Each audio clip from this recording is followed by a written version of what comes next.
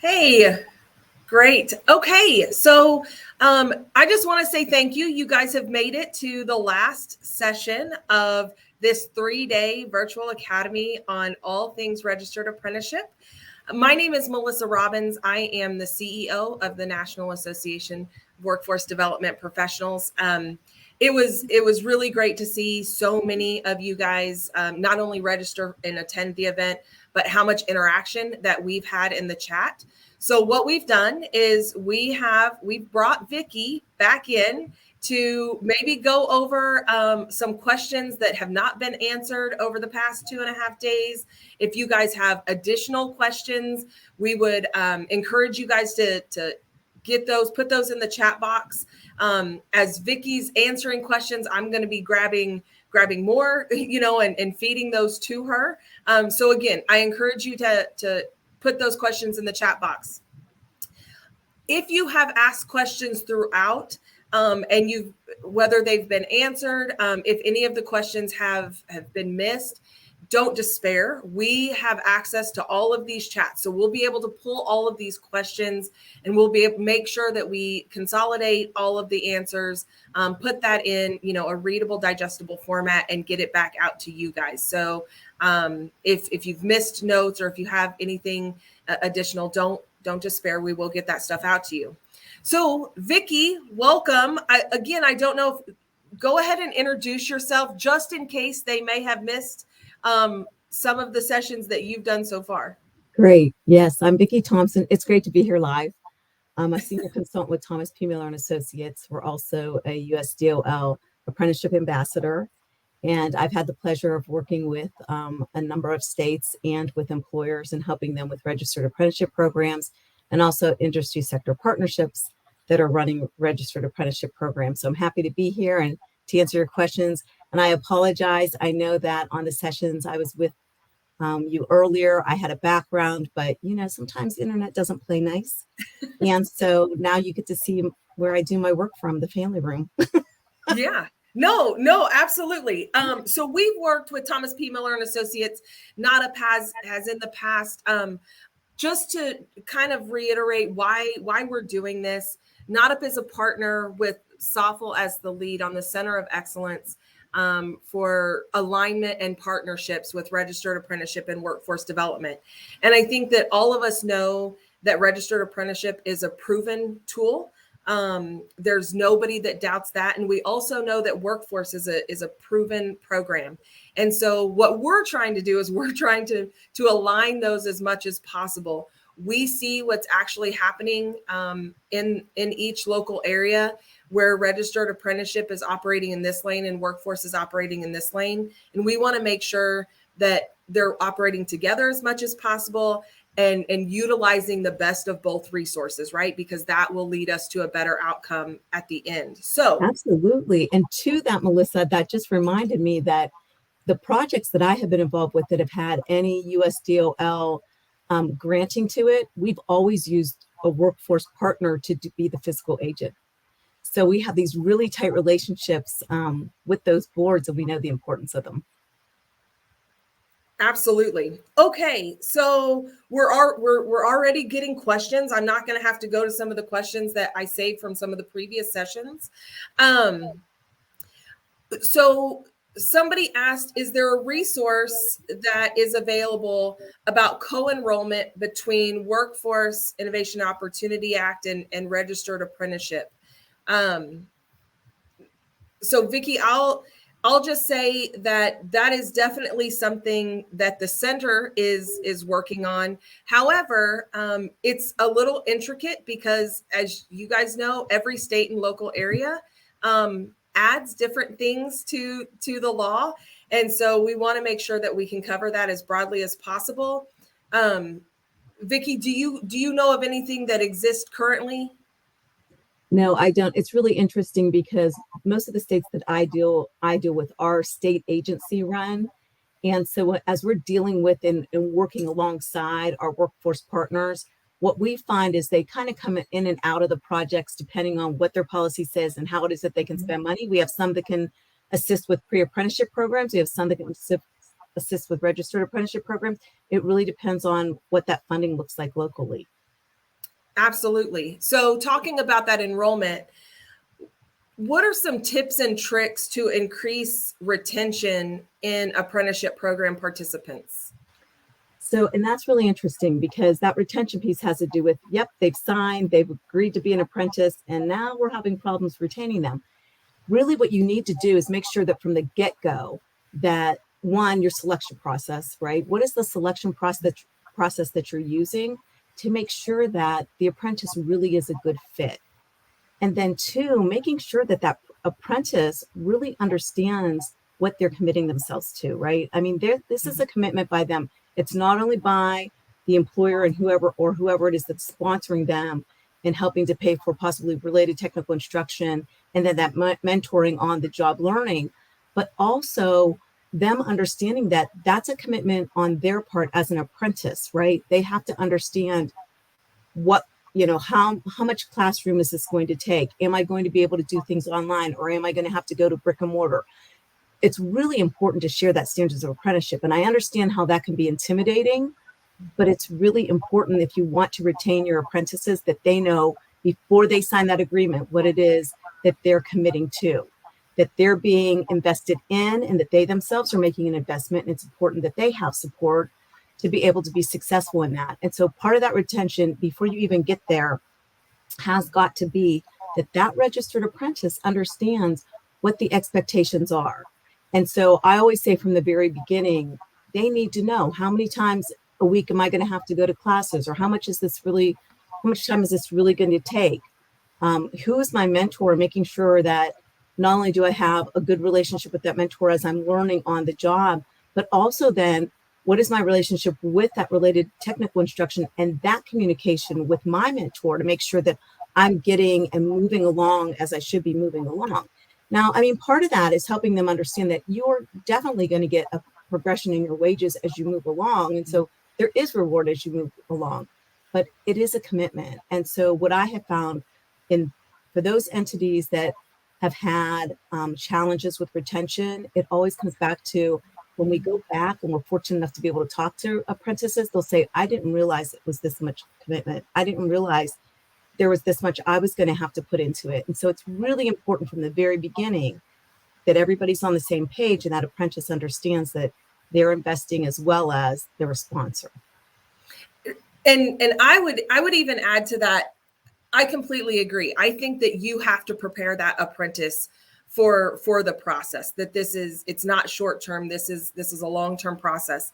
I think that when you're working with your teams locally, you have to prepare everybody that's involved in the apprenticeship process that this is a commitment. So, we've seen, again, registered apprenticeship is a proven tool. It doesn't take much to sell registered apprenticeship and that process to an employer, a training provider, an apprentice. But that employer and training provider, they need to be brought in early and often to the discussions that you're having about your future apprenticeship dreams for workforce, because they are an integral part of that process. They're a huge part of that process, and it takes a lot of time and commitment on their part as well. So, my suggestion is again, bring them in early and often. Don't try to make it sound easier or more simple than it seems. It really is a process once you understand it that is seamless, but prepare everybody. Mm-hmm. Okay, so we have another question. What are your thoughts or recommendations on increasing new members' interest with an apprenticeship council?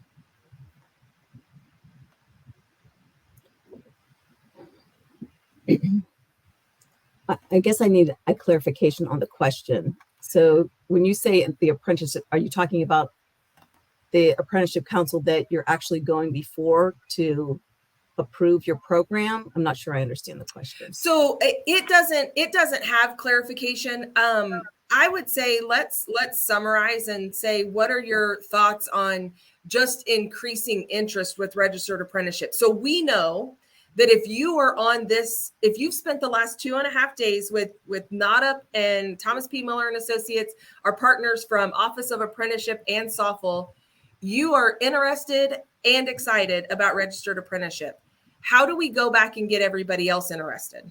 Right, right. So number one, you want to make sure that, and this was one of the things, and you know that I kept including this in all of the sessions that I'm like, write it down. Who are the people? Do you know who they are? If you don't know who they are, it's so much about networking and finding champions.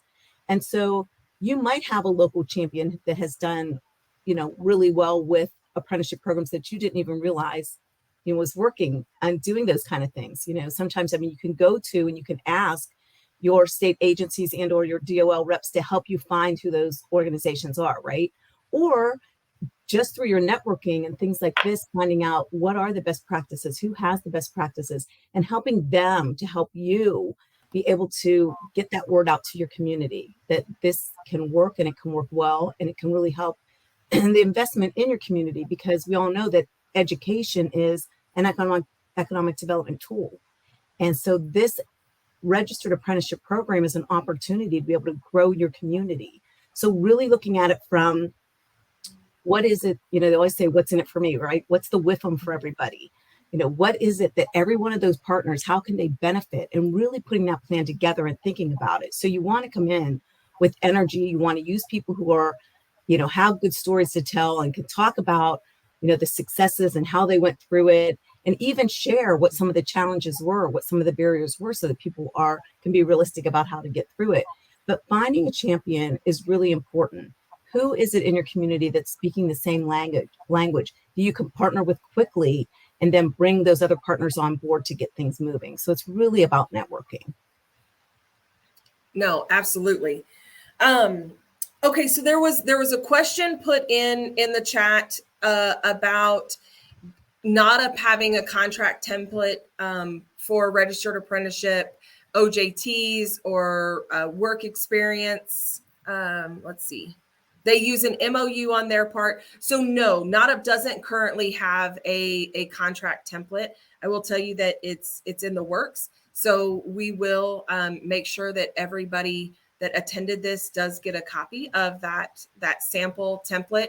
Again, and Vicki, you and I were talking about this actually before we came on live, that Vicki and I kind of have multiple screens up on our computer, because as you ask questions about registered apprenticeship, I wish there was an easy answer that would be acceptable in all 50 states and territories nationwide, but it's not. It depends on if you're an OA state, an SAA state, what local region you are in, or specific priorities. So if you have specific things that you would like us to help you directly on, please reach out to us. You can do that. You can reach out to any of the NADAP staff through the Center of Excellence website or NADAP's website, and we'll try to help you individually. But because I do think templates would make that much easier.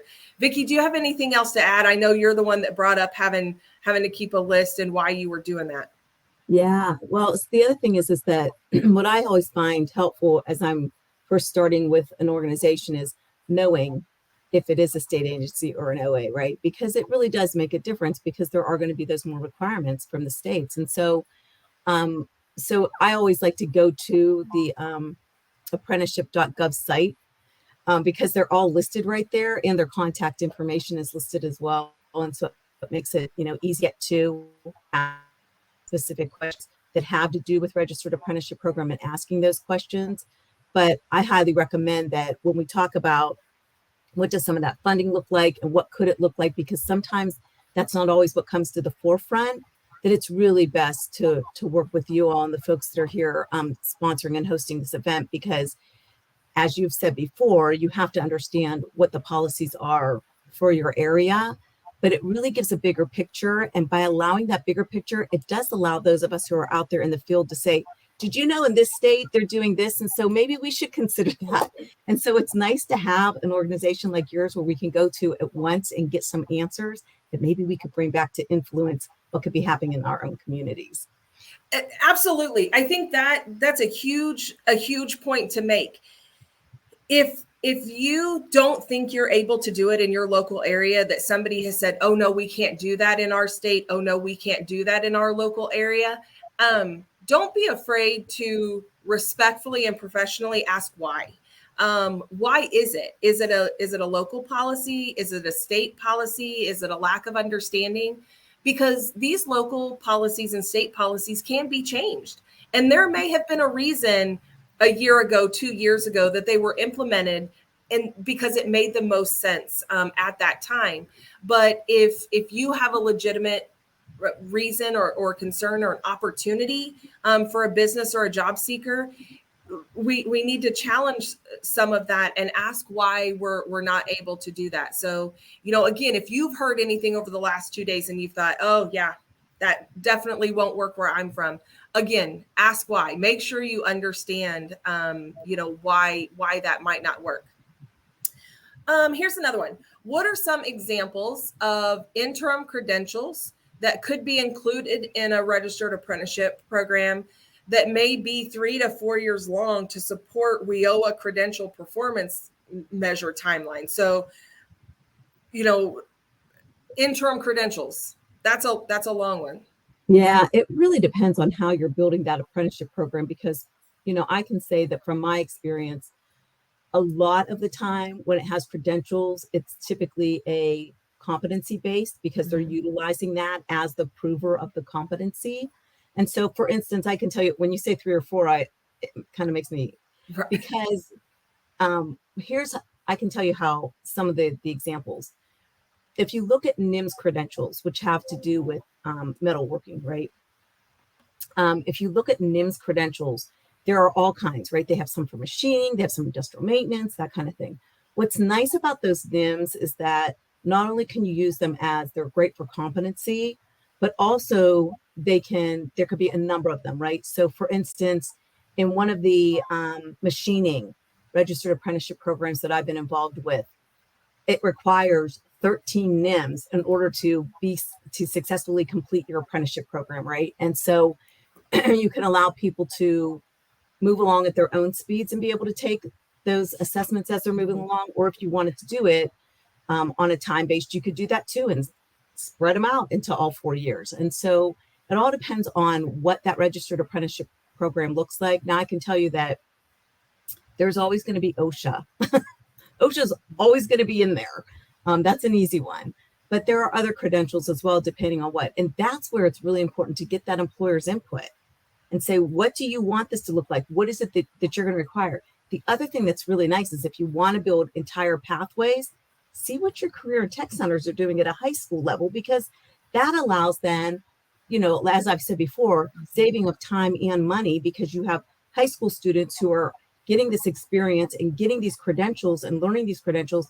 They can either go as a pre-apprentice with those employers or as a full-fledged registered apprenticeship with those employers, and they're already bringing some of that related technical instruction with them. Like I say, saves time and money. So really thinking about pathways as you're thinking about what those credentials are, and of course, understanding what it is the employer needs. Yeah, so that's, again, I think that goes back to making sure that you're communicating early and often with everybody that could potentially be a part of your registered apprenticeship program. And it actually segues us pretty seamlessly into our next question about high school students who are registered apprentices. So that's a constant question. People use the term youth apprenticeships. Is youth apprenticeship different than registered apprenticeship?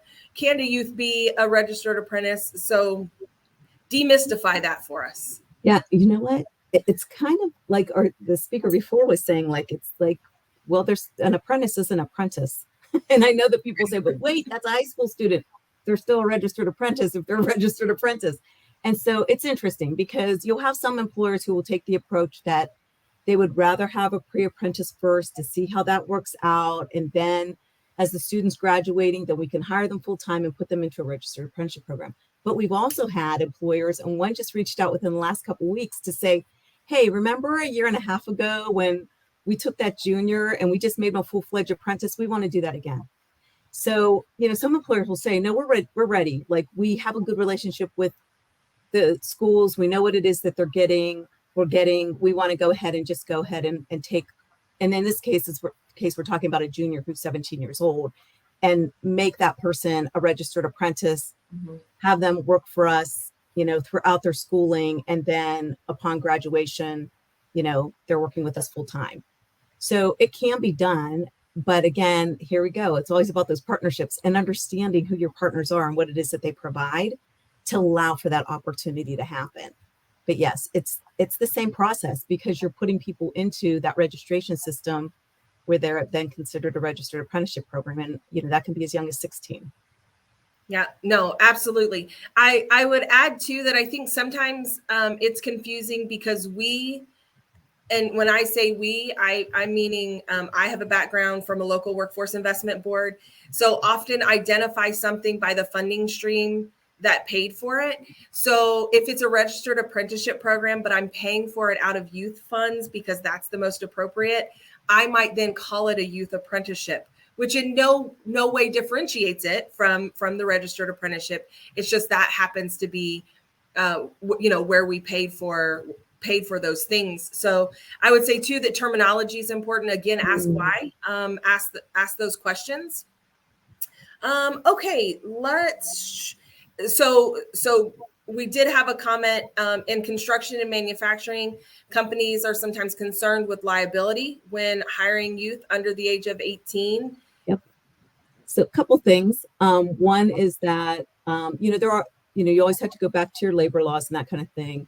I can tell you that in the state I live in the contiguous state, that the CTC programs have liability for students as they're working for you. So, and I say you as an employer. So, thinking about that and realizing that, and sometimes you're still going to have employers that will say our liability doesn't allow it, right? And the thing is that, again, with your partners, I can tell you in the state of Ohio, the Ohio Manufacturers Association has taken a stance so much as that they've gone in and they've made sure then that they have materials that they can share with employers that say, no, you can do that. And here's what the law says. And these kids are coming with, they're already covered, depending on where they're going to school and that kind of thing. And so again, you have to look at what your state has. You have to look at what is allowable or what isn't allowable. It's always going to come down to the employer, whether they really want them or not. Because if they do want the students that are younger, they will find a way to make that work. And like I say, your CTCs typically across the United States have that liability insurance for their students. Yep. No, absolutely. Jackie asked, and Vicki, I don't expect you to know this. Jackie asked, what is the date that the data was taken on the national trends, page 8, number 7 slide deck, creating impactful registered apprenticeship programs?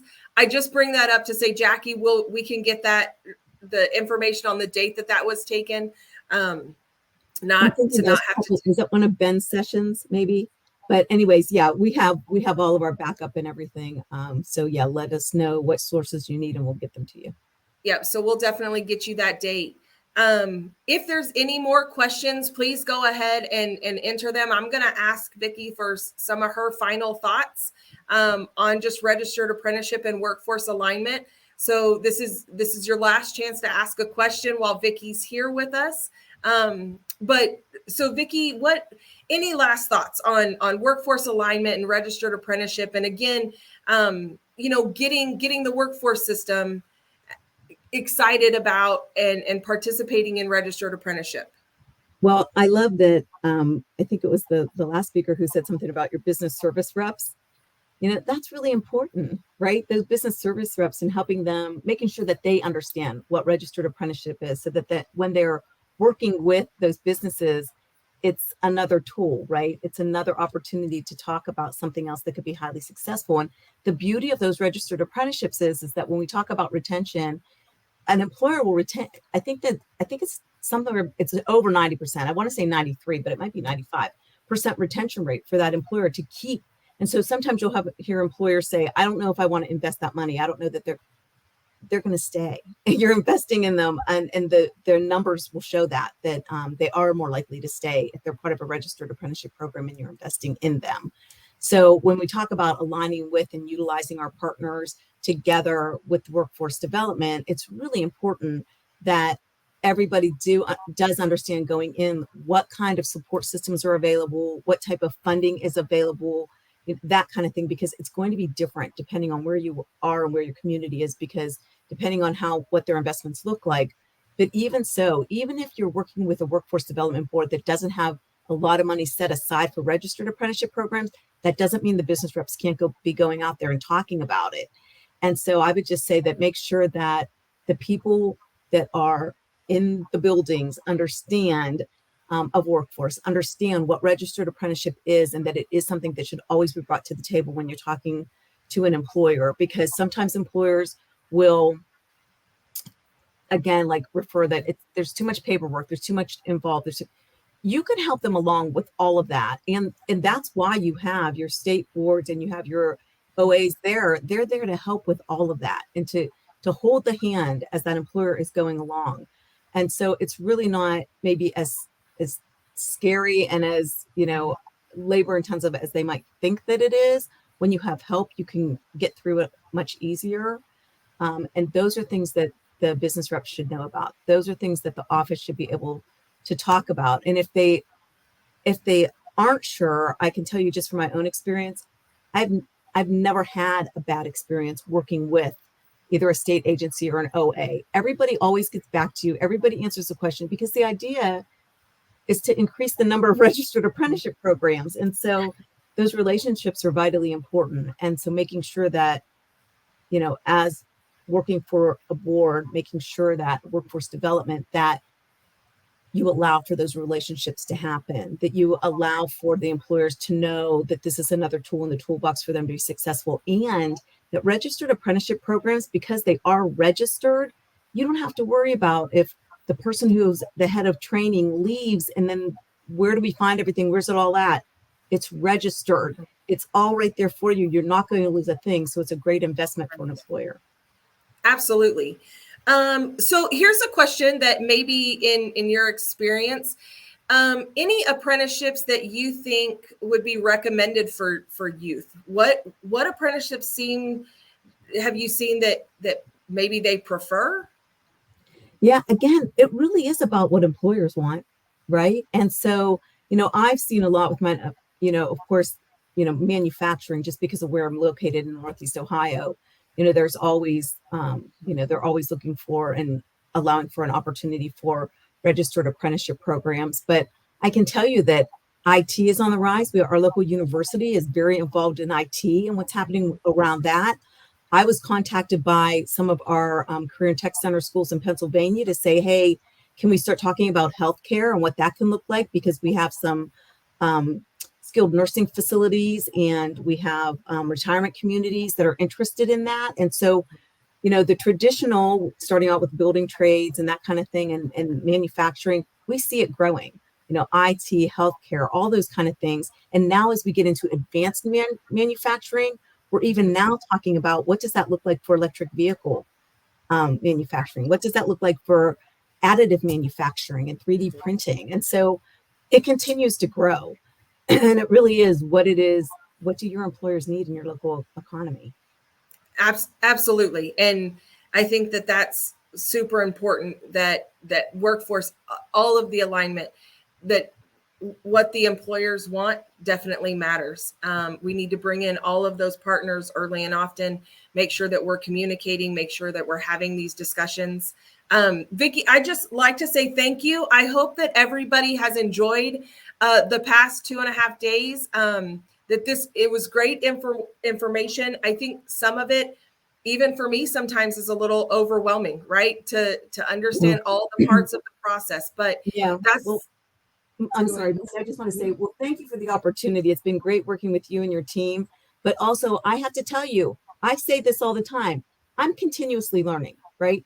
Things change or questions are asked. And so don't be upset with yourself if you think, oh, I should have been able to answer that question.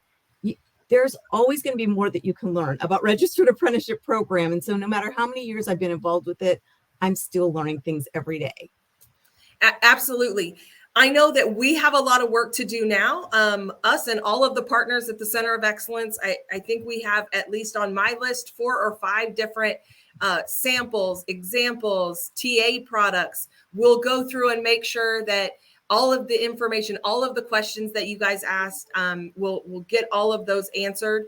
You will be receiving another survey. Most of you will remember it. You guys all got it before. It's very general about your knowledge of registered apprenticeship.